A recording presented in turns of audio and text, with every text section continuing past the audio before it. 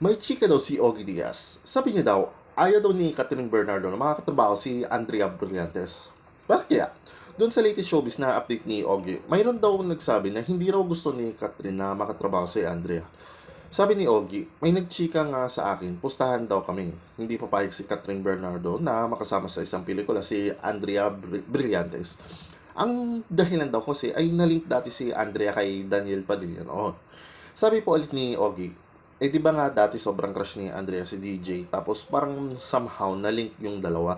Tapos na-intriga pa na yung daw ang cause kung bakit nagkakantambuhan si Daniel sa si Catherine. Iniisip daw ni Ogie kung bakit hanggang ngayon ay issue pa rin ito. Sabi ng mga netizen ay may something fishy is going on kaya hindi nakapag-attend si Daniel sa premiere nights ng movie na A Very Good Girl ni Catherine Bernardo.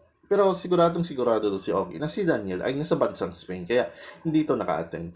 Kung matatandaan ninyo last year, may mga chismis raw na ang relasyon ni Daniel at Kat ay medyo tagilid. Pero kinumpirma naman ni Carla Estrada, yung nanay ni Daniel, na okay naman daw si na Daniel tapos si Kat. Tapos wala naman daw problema.